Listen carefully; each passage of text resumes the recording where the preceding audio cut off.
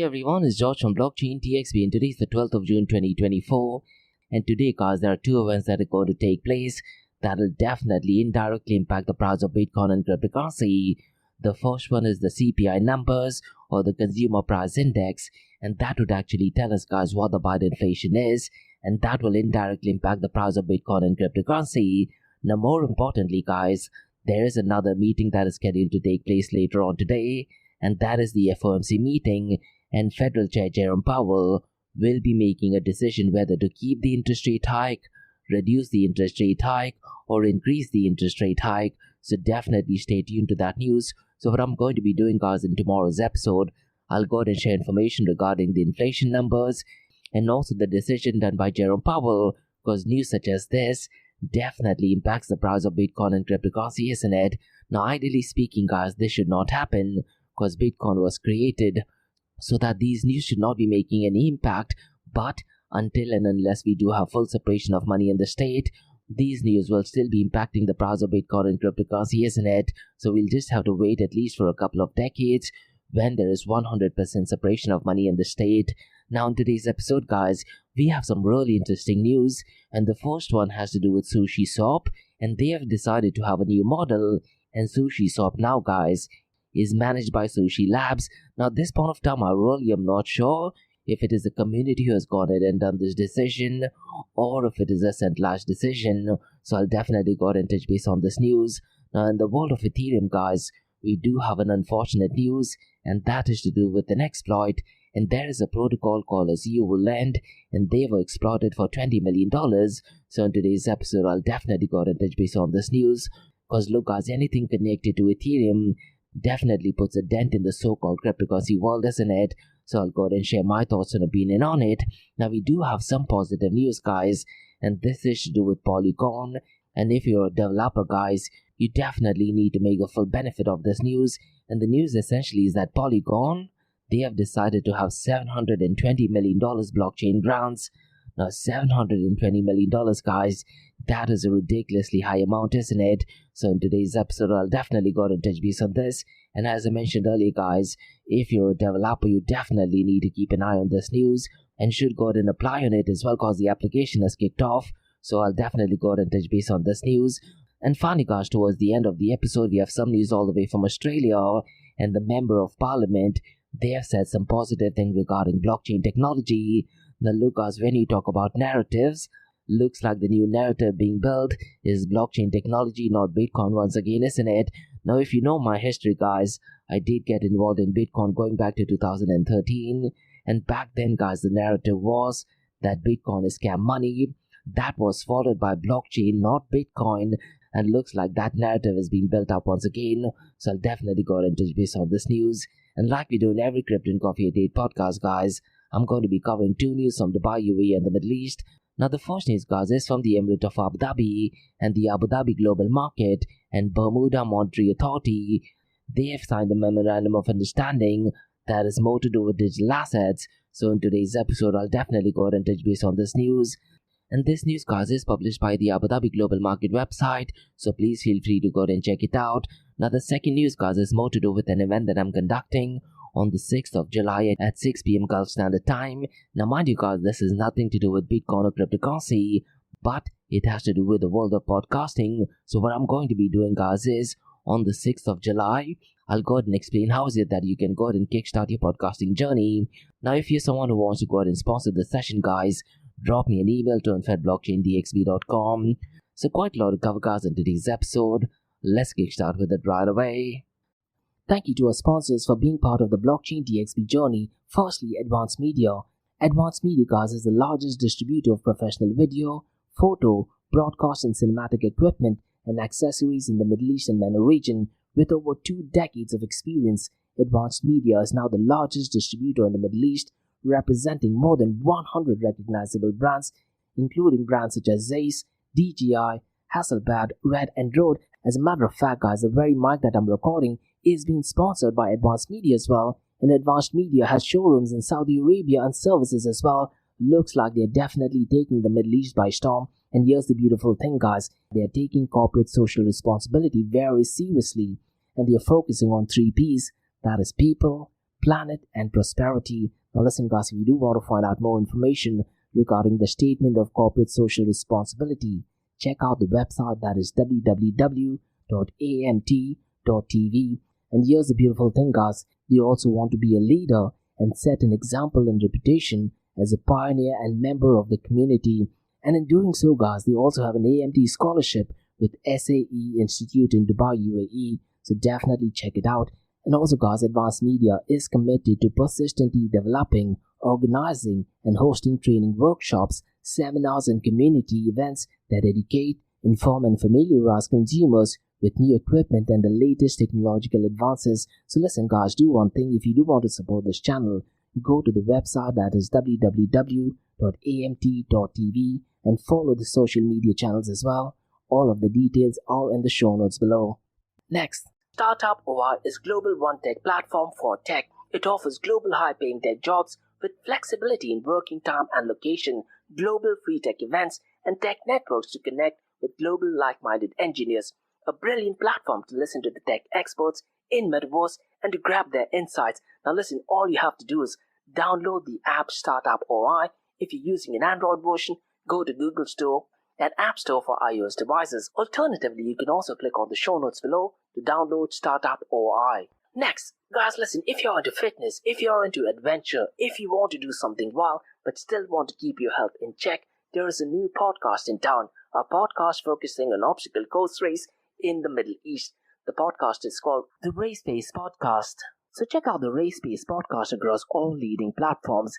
And the Race Pace Podcast is a peer-to-peer community-driven podcast where they talk all about obstacle course race in the Middle East, from Sandstorm to Spartan Race, from Tough Mudder to Desert Warrior Challenge, and also the Government Gov Games, and quite a lot more. The podcast has interviews with athletes locally and internationally to get inside scoop on how athletes prepare for obstacle course race. In the podcast, they also talk about interesting stories on why they are motivated to do obstacle course race. And that's not all. They also plan to release 7 NFTs. And these NFTs are no ordinary. These NFTs will represent every emirate in the UAE. And listen guys, these NFTs are going to be absolutely massive. So do one thing, go to Spotify, go to iTunes, go to any leading podcasting platform and search for Rise in the Obstacle Course Race podcast. And finally guys, not your keys, not your crypto. If you have dabbled with cryptocurrencies and now are seriously getting to protect your cryptocurrencies, there is no better way to protect it by using a hardware wallet. And this is where Ledger Wallet kicks in. And Ledger Wallets are hardware cryptocurrency wallets made by Ledger, a company headquartered in Paris, France. And Ledger's hardware wallets are multi-currency wallets that are used to store private keys for cryptocurrencies offline. And Ledger offers 2 hardware wallets, the Ledger Nano and Ledger Nano X wallets. They are world-class experts with extensive crypto security backgrounds.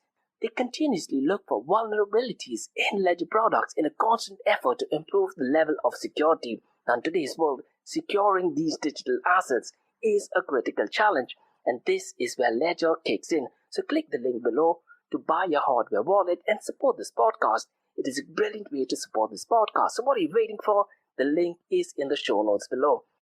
Now guys, since you've taken care of that, let's kickstart by looking at the global cryptocurrency market. Now if you look at the global cryptocurrency market guys, it is definitely not looking good, and the global cryptocurrency market is looking red, isn't it? Now as of today guys, it is at $2.45 trillion, and since the last 24 hours, it is down by 0.87%. Now look guys, the CPI numbers are going to be out, and because of that guys, I'm pretty much sure a lot of the Bitcoin whales, a lot of the financial giants, they are trying to manipulate the cryptocurrency world, isn't it? So a lot of them would have intentionally tried to drop the price of Bitcoin and cryptocurrency, try to go short and liquidate people who have gone long as well. So these are things you need to be aware of.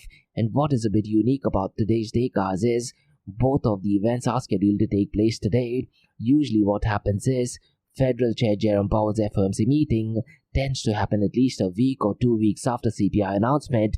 It's very strange that both the events are scheduled to take place today. And as I mentioned earlier guys, in tomorrow's episode I'll definitely delve deeper into this. Now so far as the total cryptocurrency market volume is concerned guys, it is at $83.55 billion, and since the last 24 hours, it is marginally up by 0.44%. Now unfortunately guys, the volume in DeFi is not looking good at all. It is at $5.91 billion, and DeFi guys as of today is accounting for only 7.07% of the total crypto market 24-hour volume. Now so far as the total value locked is concerned guys, it is only at $102.01 billion. Now we are still waiting for Ethereum trading to kick in, and once the Ethereum spot trading kicks in guys, I'm pretty much sure the total value locked could actually go down to $80 billion, or it might go up to $120 billion. And the answer to that is pretty simple guys. Why would investors want to go out and buy a spot Ethereum ETF? Because there is no staking service allowed, isn't it? And that was one of the conditions based on which the United Securities and Exchange Commission went ahead and approved the spot Ethereum ETF. Rather guys, if I'm an investor, I would go out and buy the actual Ethereum and then go out and utilize it for staking it. Those are my honest thoughts. Now so far as the dominance of total value locked is concerned guys, Lido is still dominating with $33.50 billion, and decentralized exchange this entire week guys is consistent, and it is on a higher percentage as well, which I particularly like, and today it is at 26.63%, which just means guys this particular week when the prices are going down, a lot of decentralized exchanges are being used, isn't it? And one thing which I did touch base yesterday guys, what we need to then do is look at the volume of stable coins, and if the volume of stable coin increases, this just means at a macro level that people are not selling it for fiat currency, rather they're just parking their tokens, isn't it? That to be honest is definitely a positive sign. Now look guys, for some odd reason, if the inflation drastically goes down today, and if Jerome Powell does decide to go out and reduce the interest rate hike, then I'm pretty much sure the prices of Bitcoin will definitely pump up, and so will the prices of Ethereum as well. So let's wait and see guys what Jerome Powell's announcement is. Now let me very quickly run through the volume of decentralized exchanges guys, because SushiSwap's volume is definitely picked up pace. It is at $2.40 billion, followed by PancakeSwap. It is at $1.07 billion. Now the third one is Orca, and its volume is $628.91 million, followed by Radium guys, and its volume is $535.86 million, and Core Finance guys is at number 5th. Its volume is $335.41 million. Now let me very quickly run through the volume of stable coins guys, because today it is at $77.55 billion. Now what I'd really recommend you to do is guys, keep a track of the volume of stable coins 3 to 4 hours after the announcement of the interest rate hike by Jerome Powell, because people are definitely going to either buy, sell, or maybe park a lot of the tokens and cryptocurrencies into stable coins. Now as of now guys, it is at $77.55 billion. I wouldn't be surprised irrespective of the decision, the volume of stable coins might actually cross the $100 billion mark. And as of today guys, stablecoins is accounting for 90.41% of the total crypto market 24-hour volume, and out of the $77.55 billion guys, Tether USDT is accounting for $63.43 billion, followed by FDUSD, its volume is $6.90 billion, and Circle USDC guys, its volume is $5.71 billion. Now let me quickly run through the market cap, 24-hour trading volume and dominance between Bitcoin and Ethereum. Now Bitcoin's market cap guys has gone down, and today it is at $1.32 trillion, and so is the market cap of Ethereum as well. It is at $422 billion. Now if you look at the 24-hour trading volume guys, it is definitely pumped up, and today Bitcoin's 24-hour trading volume is $31.43 billion, and so is Ethereum's 24-hour trading volume. It is at $16.31 billion. Now if you look at the dominance of Bitcoin guys, it is at a staggering 54.28%, whereas Ethereum's dominance is 17.30%. Now look guys, once we get some update regarding Ethereum spot ETF trading, the dominance of Ethereum will definitely be increasing. I wouldn't be surprised if it actually crosses the 18.50% mark as well. Now in today's episode guys, let me go ahead and run through the market cap of top 5 stable coins, and it's needless to say guys that Tether USDT is leading the pack, and leading by a massive margin, isn't it? And its market cap is $112 billion. The second one is Circle's USDC guys, its market cap is $32.13 billion. Third one is MakerDAO's DAI, and its market cap is $5.36 billion. Now the fourth one guys is Athena USD, and its market cap is $3.44 billion. And finally at number 5th is First Digital USD, its market cap is $2.93 billion. Now look guys, me personally, I'm definitely not liking these numbers, because when you talk about stable coins guys, the only metric according to me makes a lot of sense is the volume of First Digital USD. Now look guys, its market cap is $2.39 billion, and If you were to look at the 24-hour volume, it is at $6.93 billion, which means that one stable coin is being used 3 times, which makes perfect sense, isn't it? In case of Tether USDT, guys, their market cap is $112 billion, which means, guys, there are so many Tether USDT in existence, but so far as the usage is concerned, only $63.43 billion is being used, isn't it? I'm pretty much sure, guys, there is something fishy going on, not just in the world of Tether USDT, probably in the world of Circle USDC as well. Now look, guys, I tend to look at many reports via LinkedIn, and a lot of them do actually talk about the market cap of stable coins. Ideally, guys, we should not be looking at the market cap of stable coins, because what stablecoin issuers can do is they can go out and create these stable coins out of thin air, technically, something similar to fiat world, isn't it? What we should be looking at is the 24-hour trading volume and then compare it with the market cap of stable coins.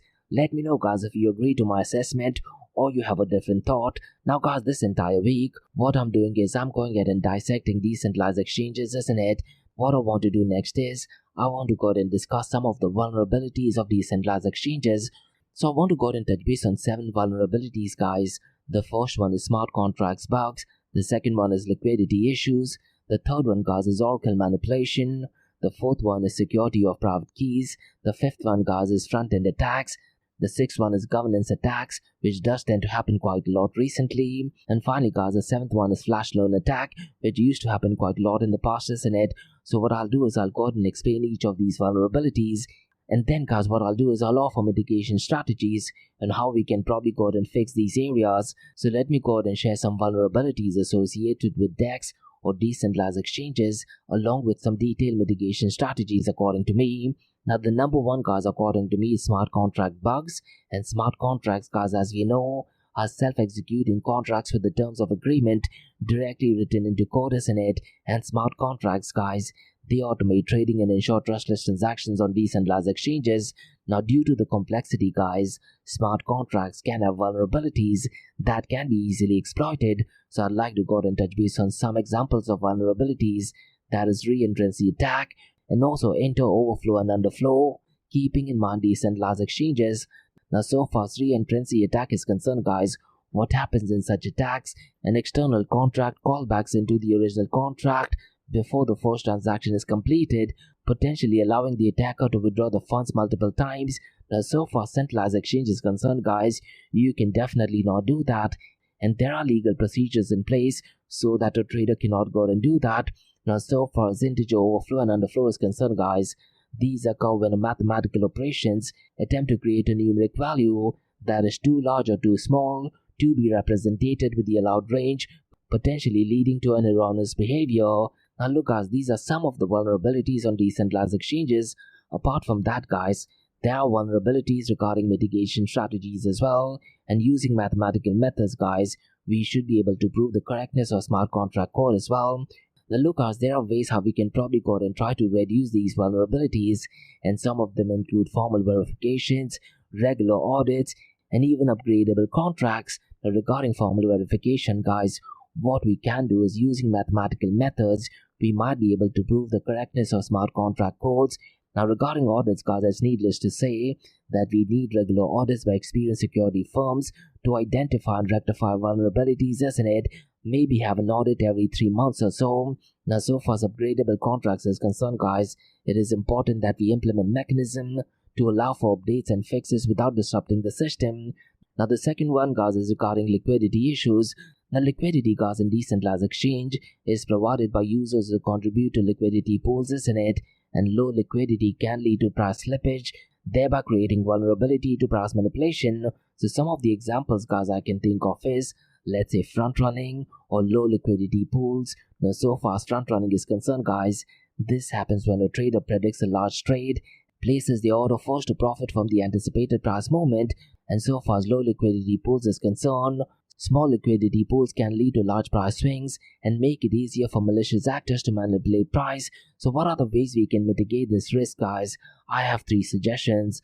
The first one is liquidity incentive. The second one is AMMs, that is automated market makers, and the third one is slippage protection. Now, so far as liquidity incentive is concerned, guys, we can probably offer rewards to users who provide liquidity to the pools, isn't it? And so far as AMM is concerned, guys, implementing AMMs like Uniswap's constant product formula will definitely ensure continuous liquidity. And so far as slippage protection is concerned, guys, maybe we can allow users to set slippage tolerance limits to prevent significant losses. Let me know, guys, if you do have any additional points. Now, the third point, guys, is regarding oracle manipulation. And decentralized exchanges, as we know, often rely on oracles to fetch external data like asset prices, and if these oracles are compromised, guys, they can feed incorrect data to the smart contract. An oracle attack is one of the vulnerabilities in it, where they can manipulate the data provided by the oracle to influence the decentralized exchange's operations, such as altering the price of assets. And this is the area where distributed oracle kicks in, isn't it? But there are ways how we can mitigate this risk, guys, and I can think of three areas. The first one is decentralized or distributed oracle, and using multiple independent oracles and aggregating the data to reduce the risk of manipulation is definitely one of them. The second one, guys, is regarding oracle verification. Now we need to implement checks and balances to verify the authenticity of data received from oracles. And the third one, guys, is regarding a hybrid solution. Now we can probably combine on-chain and off-chain data to ensure integrity. These are some ways we can go ahead and manage oracle attacks, isn't it? Now the fourth one, guys, is regarding security of private keys. Now look, guys, in a distributed or decentralized system, users manage their own private keys, isn't it? But losing these keys or having them stolen results in the loss of access to their funds forever. And there are two vulnerabilities, particularly in decentralized exchanges, I can think of. The first one is phishing attack, and the second one is malware, isn't it? Now, so far as phishing attack is concerned, guys, tricking users into divulging their private keys or seed phrases to deceptive communication is an old age method, isn't it? And you'll be surprised to know, guys, that a lot of CTOs or a lot of tech gurus have fallen to the scam as well. Recently, guys, if I'm not mistaken, one of the Bitcoin OGs and developers, he fell to a similar attack, isn't it? Now, so far as malware is concerned, guys, there are so many malicious software that can actually capture private keys from a user's device, so we need to be aware of these things. Now, there are three ways I can think of, guys, we can have mitigation strategies for them. The first one is education, the second one is hardware wallet, and probably the most important one, and the third one is multi-signature wallets. Now look, guys, providing comprehensive security education to users about the importance of safeguarding the private keys is extremely critical, isn't it? And this whole notion, not your keys, not your crypto, is something every individual should actually believe in. This brings me to the next point regarding hardware wallets.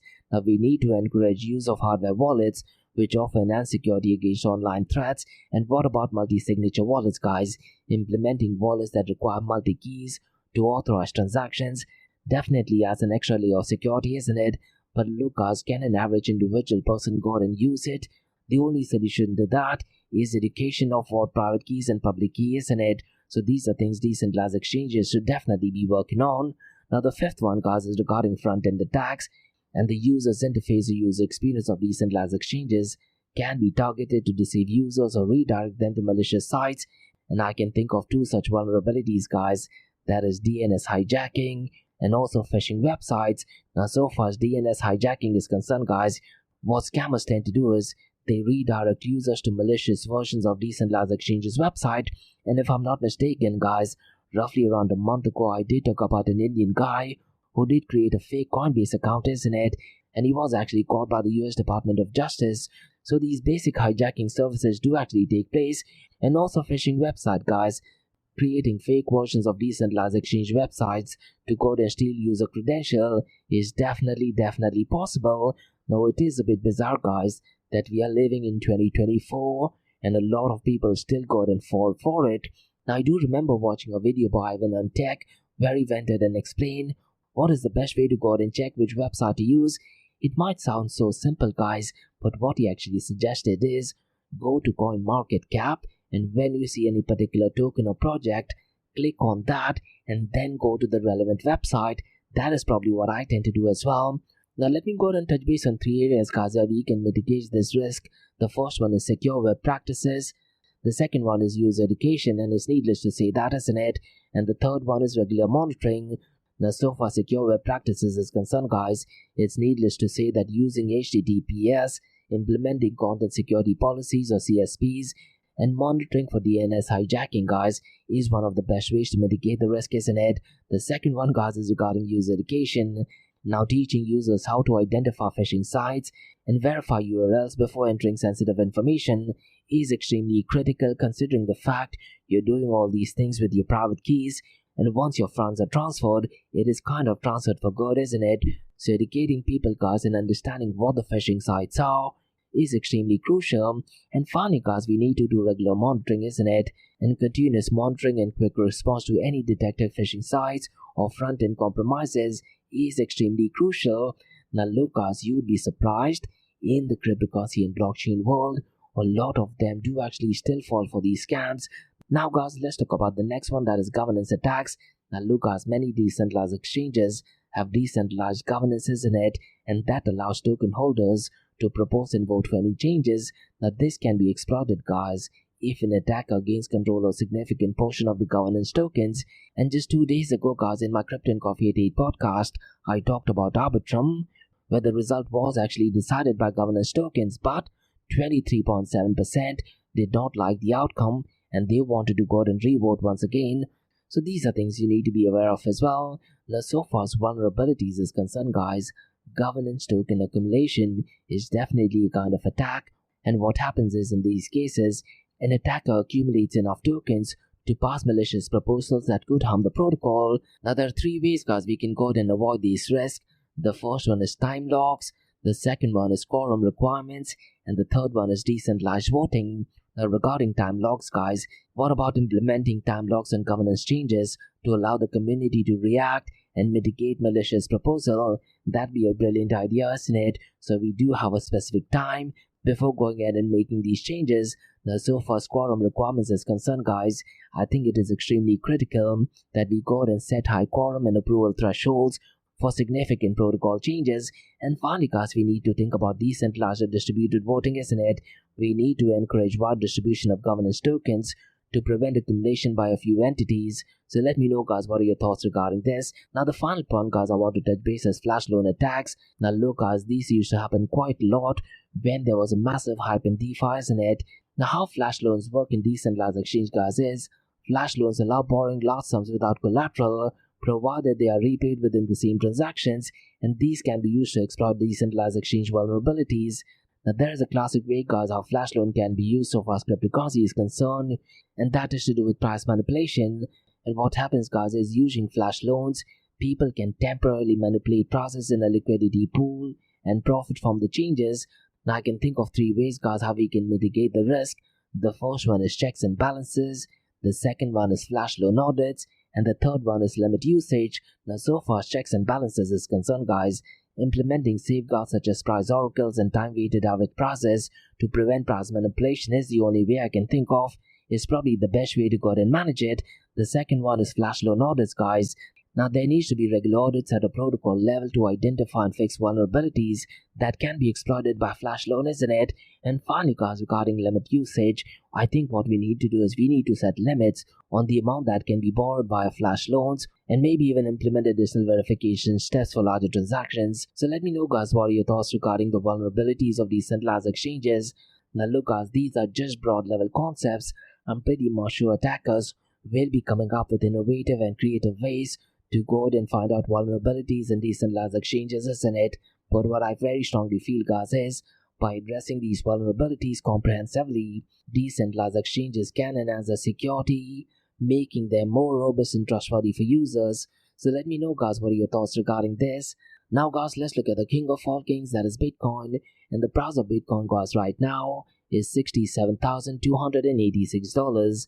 And since the last 24 hours, it is down by 0.42%, and since the last 7 days, guys, it is down by 5.14%.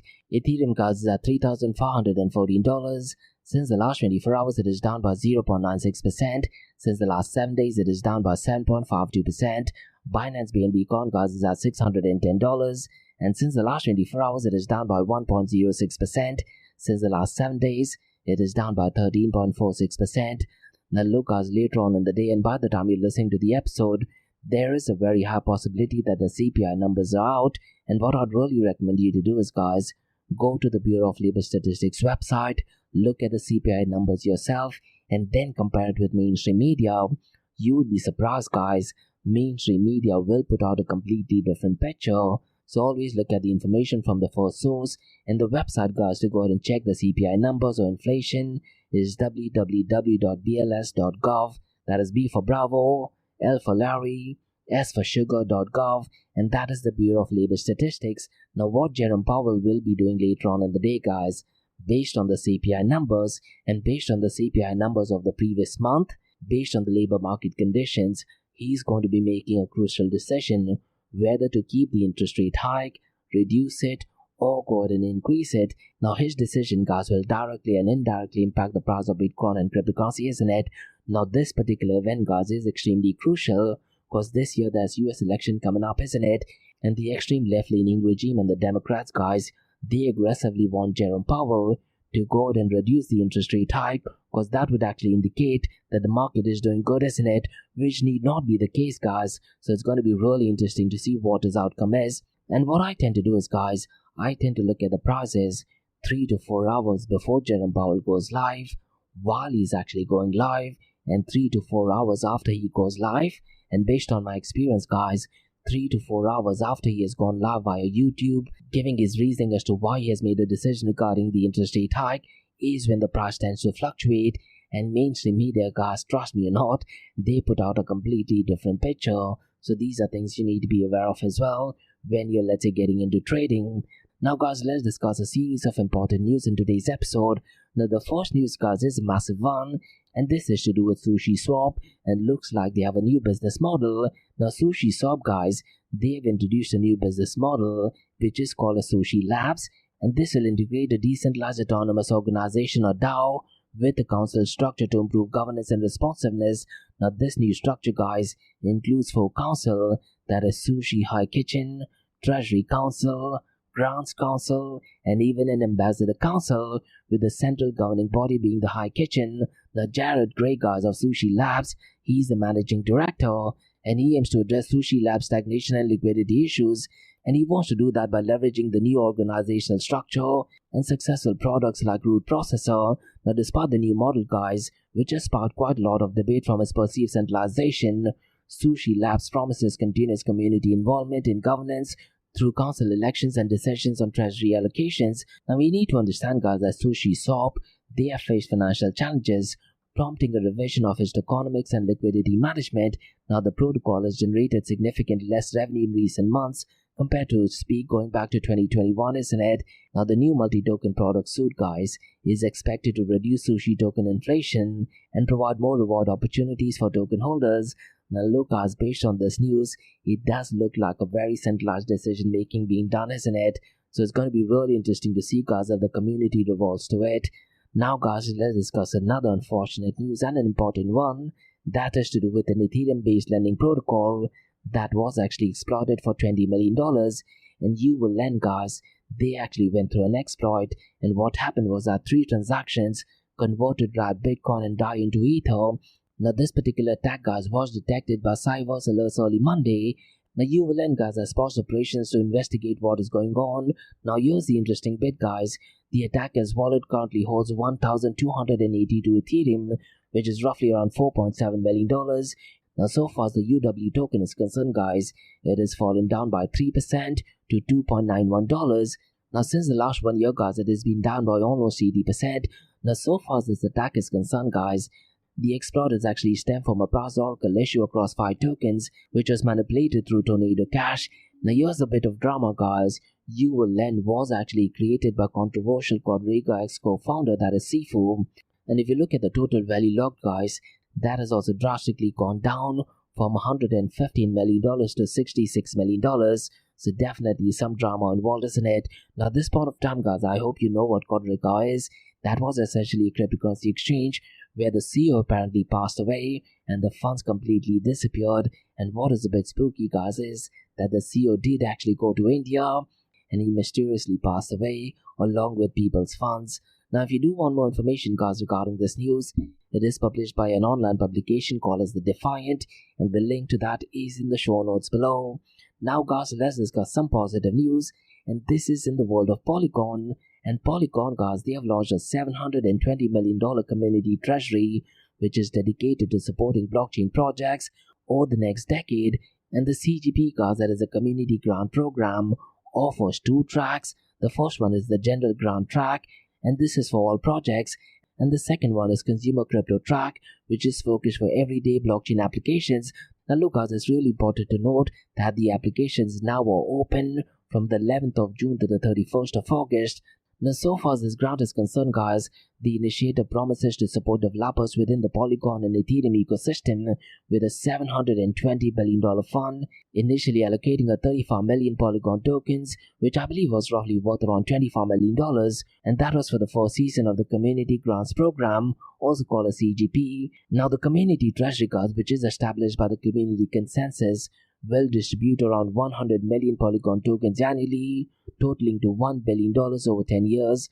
And as I mentioned earlier guys, the general grant token is open to all projects with a focus on decentralized applications or dApps, developer tools and protocol infrastructure. And the consumer crypto task specifically supports developers creating blockchain-based applications for everyday use. Now look guys, if you want to go ahead and apply for it, you definitely need to make the best use of it.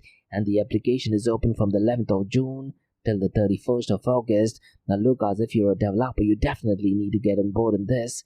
Now guys, let's discuss some news all the way from down under. And an Australian Parliament member, Andrew Charlton, he has highlighted the urgent need for blockchain technology in Australia, emphasizing its potential to boost the economy by $60 billion and reverse decades of sluggish productivity growth. Now he was actually speaking at Australia's Blockchain Week 2024 in Sydney, and Andrew Charlton guys pointed out that Australia's productivity growth at one point of time was healthy at 2.1% in 2000, has now dwindled to just 0.9% in late 2023. Now he has actually argued guys that blockchain could drive economic growth similar to previous technology advancements like the internet and automobiles, enhancing various sectors such as healthcare, tax collection, real estate and supply chain. And also guys, Andrew Charlton has definitely criticized the Australian government for slow progress in developing digital asset regulations, stressing the need for a regulatory framework that allows businesses to actually hold digital assets similar to traditional ones. Now what he's actually requesting guys is that Australia to follow the leads of regions like Singapore, Europe, Hong Kong and United Arab Emirates in fostering digital asset innovation. Additionally guys, Andrew Charlton has also called for addressing the nation's technical skill shortage to attract more digital asset startups, positioning Australia as a leader in responsible digital asset innovation. Now look guys, it's great to know that Australia wants to take some lessons from United Arab Emirates, isn't it? Definitely positive news. Now look guys, this news definitely sounds great, but the narrative that I'm seeing slowly building up is blockchain technology. That necessarily should not be the case guys, because look, everything revolves around Bitcoin. Once you truly understand what Bitcoin is, you will truly understand what Bitcoin is not, and 99.99% of the blockchain applications are still not into fruition, isn't it? Now look guys, I attended the very first meetup event in Bitcoin. That time we were told we are in the earlier stages, and recently guys, just a few weeks ago, I did attend an event in Dubai, and the same statement was being said. Imagine guys, in 11 years, not much improvement has been seen in the so-called blockchain world, isn't it? Let me know guys, what are your thoughts regarding this? And roughly around a year ago guys, I did have an interview with a good friend of mine, that is Marcus Shintita, who I tend to go live with every Thursdays via LinkedIn at 10 AM Gulf Standard Time. Now in that interview guys, I talked about the different narratives I've experienced in the Bitcoin space. 2013 to 2015 guys, people were saying that Bitcoin is scam money, it is internet money. That narrative changed to blockchain, not Bitcoin, and there were quite a lot of banking institutions where they used to train people on blockchain technology, and they used to completely dismiss Bitcoin, and the narrative back then was blockchain, not Bitcoin. This was followed by a narrative of ICO, and people were talking everything about initial coin offering, and they were once again talking about centralized exchanges. And the narrative back then guys was regarding cryptocurrencies. That was followed by a new narrative regarding decentralized finance. Now decentralized finance guys did actually take the world by storm, and every second day guys, there used to be numerous projects being built in the world of decentralized finance. that narrative died down, and I'm not seeing any news regarding decentralized finance till date. And the narrative that took over was non-fungible tokens, and everyone overnight became experts in non-fungible tokens. Now look guys, I'm extremely active on LinkedIn, and there was so many misleading and incorrect information regarding NFTs, and now you should drop them a DM and tell them that the information that you put out regarding NFTs is 100% wrong. But going back to the whole narrative thing guys, after the NFT hype, it was the whole metaverse hype, isn't it? People including me became experts in metaverse. Metaverse has died down as well. Now looks like the new narrative that I'm seeing is to do with tokenization, and this goes back to blockchain technology, not Bitcoin, isn't it? So we definitely need to be aware of these narratives. All these things being said guys, the only thing that has remained consistent and has been on an upward trend is the value of Bitcoin, isn't it? So let me know guys your thoughts regarding the narratives in the Bitcoin, cryptocurrency and blockchain space. Now these were the news guys on the cryptocurrency and blockchain world. Now let's look at two news from Dubai, UAE and the Middle East. Now the first one guys is a positive news, and it does actually connect Abu Dhabi global market with Bermuda Monetary Authority. So let me go ahead and explain what this news is all about. And this news guys is actually published by Abu Dhabi Global Market website as well. And the news essentially is that Abu Dhabi Global Market Financial Service Regulatory Authority and Bermuda Monetary Authority, also called as BMA, they have signed a Digital Asset Memorandum of Understanding, and the Memorandum of Understanding guys aims to establish a framework for collaboration on digital asset regulation and supervision.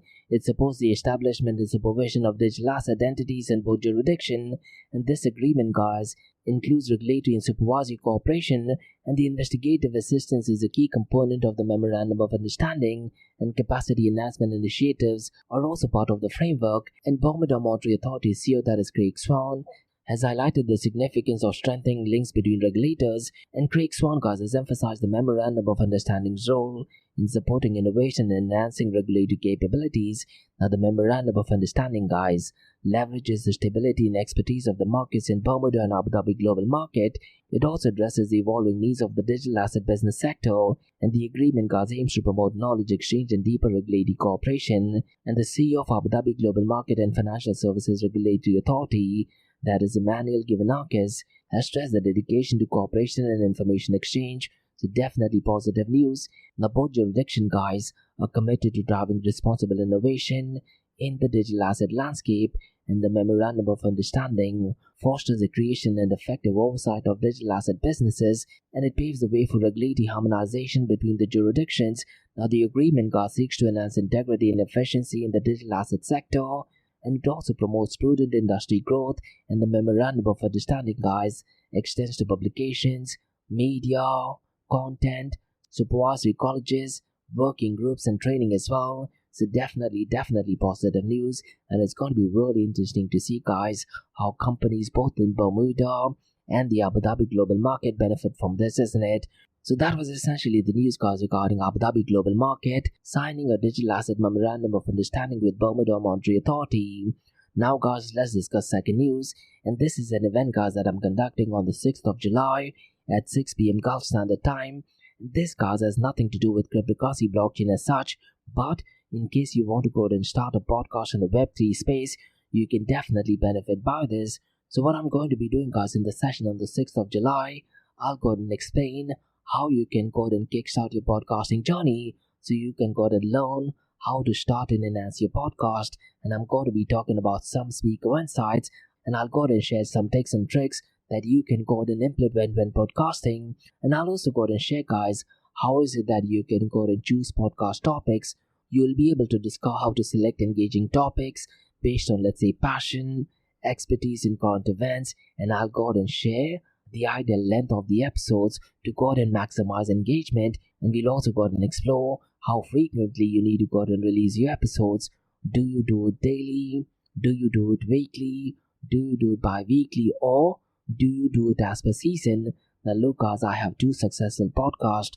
One is the Blockchain DXB podcast, and the second one is the Race-Based podcast. Now the Race-Based podcast guys, that focuses more on fitness. It has more to do with obstacle course race and endurance, and I tend to release these episodes as and when there is an event coming up. So I'll go ahead and share guys when you need to go ahead and release your episode. Also guys, if you're listening to the episode, This is a solo podcast, isn't it? So I'll go ahead and share the difference between solo and interviews. Now look, as if you've done a solo episode, you should know that releasing a solo episode is at least 90% much tougher. Interviews, on the other hand, are relatively much more easier. So I'll go ahead and share what kind of formats you need to go ahead and use. And this goes back to why you want to go ahead and create your podcast, isn't it? And I'll also go ahead and discuss, guys, the different recording options. I'll go ahead and share some of the benefits of, let's say, recording your session online and what are the tools you need to use. That is, let's say, Zoom. Can you do it on Riverside FM? Can you do it on Zencaster? Or can you do it on Google Meet as well? Alternatively, guys, can you go ahead and book a studio and do your recording in the studio? So I'll go ahead and highlight some of the benefits as well as some of the negatives of it. But just at the outset, guys, you need to know I'm trying to book a recording studio for almost 2 months, and the clients on my end, they still need to go ahead and figure out the time. But let's say, guys, if I were to do it on a Google Meet, I could do that in just a matter of few hours, isn't it?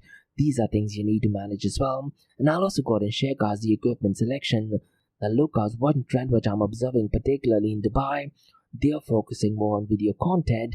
The video content is great and they need to be used as marketing tool, but the most important equipment in podcasting is your microphone. And I'll go ahead and share what microphones you can use and what audio equipment is needed for recording your podcast, and also what platforms you need to go ahead and use, guys. There used to be Anchor, so essentially what you could do is you could go ahead and upload your podcast in Anchor, and Anchor would go ahead and distribute it across all platforms. But Anchor has recently been taken over by Spotify, so we'll go ahead and discuss whether you can still go ahead and use Anchor or Spotify, or can you go ahead and use Podbean, or there is a local podcasting distribution channel called as Podio. Can you go ahead and use that? And also, guys, one of the most important thing in podcasts is the RSS feed, and there is a new thing which a lot of podcasters still don't know is podcasting 2.0. So I'll go ahead and explain what is RSS feeds and the benefits of podcasting 2.0. We'll also go ahead and touch base on monetization, and I'll go ahead and share my tips on how to get paid through listeners, and also how you can go ahead and hunt for sponsorship as well, and what is it that you can tell them in order to go ahead and get some funding for your podcast. And I'll also go ahead and share, guys, how you can effectively share your podcast across various platforms. Can you still go ahead and use YouTube as a podcasting platform, and quite a lot of other. Now look, guys, so far as United Arab Emirates is concerned, at this point of time, guys, in YouTube you can't go ahead and put your podcast, but in US there is an option where you can go ahead and upload your podcast. It is a completely different format. Hopefully Google and YouTube, they go ahead and launch it in United Arab Emirates as well. Now look, guys, when you talk about podcasting, ideally it is only audio format, isn't it? But what I'll do is, people think about videos as podcasts as well. So I'll go ahead and explain the key difference between audio podcast and video podcast. And I'll go ahead and give out some of the benefits of audio only podcast versus video podcast. Now the race-based podcast, guys, that I tend to do, that is a video podcast and the quality is different than, let's say, an audio podcast. Now let me know, guys, if you're someone who listens only to the audio podcast, or do you tend to go out and watch it as well? Now based on my experience, guys, over 90% of them only listen to audio podcast, and this is where audio editing kicks in as well, isn't it? So in the session that I'm doing on the 6th of July, guys, I'll go ahead and share the art of editing for professional quality episodes, and you can use some basic software like Audacity, and you can also use Adobe and quite a lot of others as well. And then, guys, I'll go ahead and touch base on social media exposure and how is it that you can maximize using TikTok, Instagram, YouTube, and Facebook Reels as well. Now what I'll be doing at this particular event, guys, is I'll go ahead and share some of the interview questions. Now look, guys, one thing what I tend to do is whenever I have guests on my podcast, I tend to send them a very specific list of questions, and I tend to send them at least 2 or 3 days in advance, and that tells them what is it that I'll be asking them. So what I'll do is in that session, guys, I'll go ahead and share at least 3 to 5 samples on how I go ahead and actually use interview questions. And these are questions that I've used as well, and maybe you can go ahead and implement a simple strategy. Now look, guys, you don't necessarily have to give them questions. If you're someone who's perfectly okay to do the interview and go, that's perfectly fine as well. But my style, guys, I'd like to be prepared. Now look, guys, towards the end of that episode, I'll go ahead and discuss how you can unlock sponsorship opportunities and learn how to collaborate with other podcasters as well. Now the number one way how to get more listeners is to actually collaborate with other podcasters. So in that event, guys, I'll go ahead and discuss how is it that you can collaborate with other podcasters as well. So this session, guys, is completely free, of course. Now, if you do want to go ahead and register for it, guys, the link to that is in the show notes below. And if you're someone who wants to go ahead and sponsor this session, drop me an email to info@blockchaindxb.com. And that's about all, guys, from cryptocurrency, blockchain, and artificial intelligence world, from Crypto and Coffee a Date from Blockchain DXB. In case if you like listening to this podcast, please click on the follow button, give it a 5-star rating, and share the word across. And guys, please feel free to go ahead and check out my website, that is www.blockchaindxb.com. It is loaded with information in the world of Bitcoin, blockchain, cryptocurrencies, NFTs, DeFi, Metaverse, even artificial intelligence.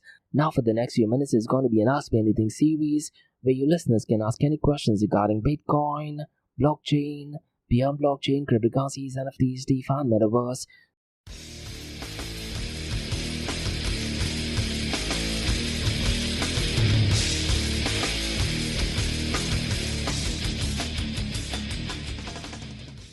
Hey everyone, it's Josh from Blockchain DXB. You're listening to the Ask Me Anything series, where you listeners can ask any questions regarding Bitcoin, blockchain, beyond blockchain, cryptocurrencies, NFTs, DeFi, and Metaverse.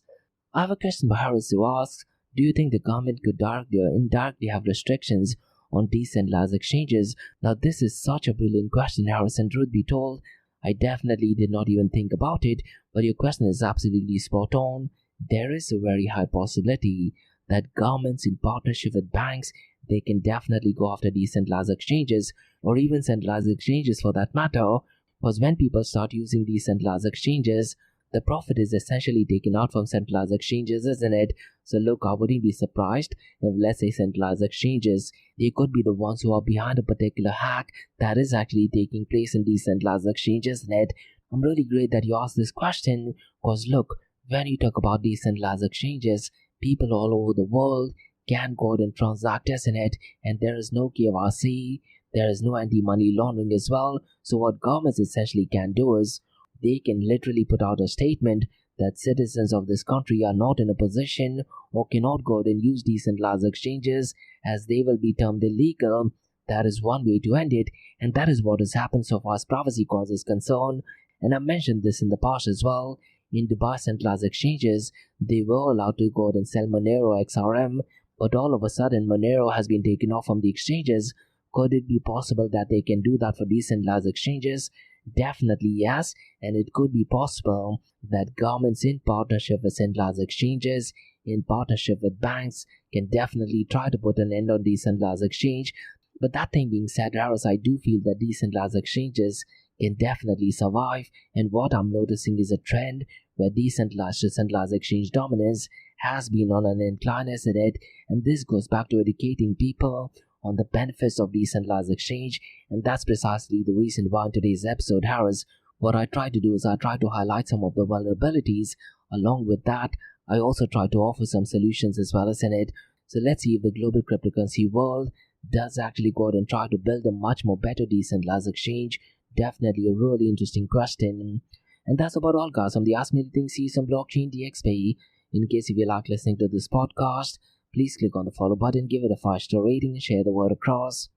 And guys, also please feel free to go and check out my website, that is www.blockchaindxb.com. It is loaded with information in the world of Bitcoin, cryptocurrency, blockchain, artificial intelligence, and even Metaverse. And also remember, guys, Monday to Thursdays, 8 a.m. to 8:30, we have Crypto with Coffee, where we cover top news and information pertaining to the price of cryptocurrencies, some major breaking news, occasionally short and sweet news as well, news that has an impact in the cryptocurrency world. This is followed by 2 news and information related to Dubai, UAE, and the Middle East, from cryptocurrency, blockchain, and artificial intelligence world. And what you're listening to right now is the Ask Me Anything series, where you listeners can ask any questions regarding Bitcoin, blockchain, beyond blockchain, cryptocurrencies, NFTs, DeFi, Metaverse. So thanks so much for listening, guys, and have a nice one. Bye-bye.